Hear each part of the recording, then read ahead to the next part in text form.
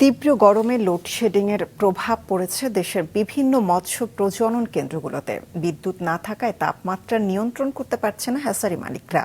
এতে নষ্ট হয়ে যাচ্ছে রেণু। কোনো কোনো হ্যাচারিতে জেনারেটর বিদ্যুতের চাহিদা মেটালেও গুনতে হচ্ছে কয়েক গুণ বাড়তি খরচ।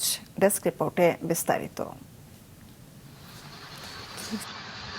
এশিয়ার অন্যতম বৃহত্তম হ্যাচারি লক্ষ্মীপুরের রায়পুরের মৎস্য প্রজনন কেন্দ্র। ১৯৭৯ সালে ৫৪ একর জমির উপর তৈরি করা হয় এই হ্যাচারি। রুই, কাতলা, মৃগেল সহ ১২ জাতের রেণু উৎপাদন হয়ে থাকে সেখানে। কিন্তু লোডশেডিং এর প্রভাব পড়েছে রেণু উৎপাদনে।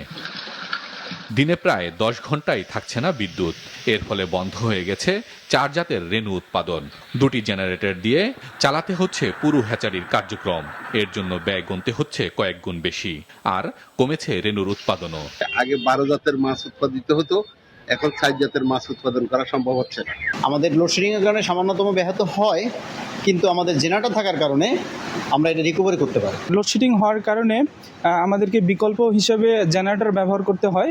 আর জেনারেটর ব্যবহার কারণে আগে আমাদের যে জ্বালানি খরচ হইতো, বর্তমানে তার চেয়ে ২ থেকে ৩ গুণ বেশি আমাদের জ্বালানি খরচটা হচ্ছে।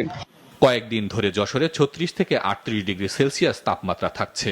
তার মধ্যে লোডশেডিং এর কারণে নিয়ন্ত্রণ করা যাচ্ছে না হ্যাচারির তাপমাত্রা।